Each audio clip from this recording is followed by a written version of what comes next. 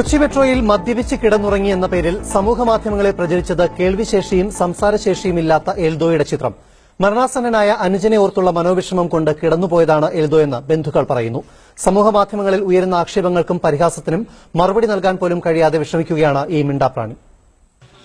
മെട്രോയിലെ പാമ്പാരെന്ന അന്വേഷണം ഞങ്ങൾ എത്തിച്ചത് അങ്കമാലി കിടങ്ങൂരിലെ ഈ ചെറിയ വീട്ടിലേക്കാണ്.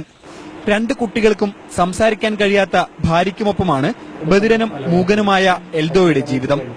വാട്സാപ്പിലും ഫേസ്ബുക്കിലും പ്രചരിക്കുന്ന ചിത്രത്തിന് പിന്നിലെ സത്യാവസ്ഥ എൽദോയുടെ മകൻ ബേസിൽ പറയും. ഞാനും മമ്മിയും പപ്പയും മമ്മിയും കൂടി ജനറൽ ഹോസ്പിറ്റലിൽ പോയി എറണാകുളം. ഇറങ്ങിയപ്പോ ഞാൻ ബബ്ബോട് പറഞ്ഞു മെട്രോ കയറാന്ന് പറഞ്ഞു.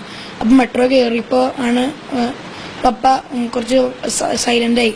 എറണാകുളം ജനറൽ ആശുപത്രിയിൽ അത്യാസന്ന നിലയിൽ കഴിയുന്ന അനുജനെ കണ്ടു മടങ്ങും വഴിയാണ് മകന്റെ നിർബന്ധത്തെ തുടർന്ന് മെട്രോയിൽ കയറിയത്.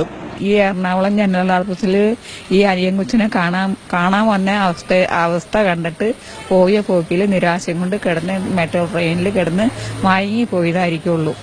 ലാസ്റ്റ് ഗ്രേഡ് ജീവനക്കാരനായി എൽദോ ജോലി ചെയ്യുന്ന ചുമട്ടുതൊഴിലാളി ക്ഷേമനിധി ബോർഡ് ഓഫീസിലും എൽദോയെക്കുറിച്ച് നല്ല അഭിപ്രായം. അവനെക്കുറിച്ച് ഞങ്ങൾക്കൊരു ബാഡ് റിമാർക്കില്ല. ഇവിടുന്ന് ഏറ്റവും നല്ല സ്റ്റാഫാണ്. ഇവിടെ ആർക്കും ഒരു ഉപകാരം ചെയ്യുന്ന ഒരു പയ്യനാണ്. എൽദോയെ അടുത്തറിയാവുന്ന നാട്ടുകാരും ഈ പാവത്തെ ഉപദ്രവിക്കരുതെന്ന് അഭ്യർത്ഥിക്കുന്നു. ഫേസ്ബുക്കിലും വാട്സാപ്പിലും കാണുന്ന സന്ദേശങ്ങൾ സത്യാവസ്ഥ അറിയാതെ ഫോർവേഡ് ചെയ്യുന്നവരുടെ ശ്രദ്ധയ്ക്ക് നിങ്ങൾ അറിഞ്ഞോ അറിയാതെയോ ഉപദ്രവിക്കുന്നത് ഒരു സാധാരണ കുടുംബത്തെയാണ്. അങ്കമാലിയിൽ നിന്ന് ക്യാമറമാൻ BJ മോൻസിക്കൊപ്പം Ajith K. Joseph, Manorama news.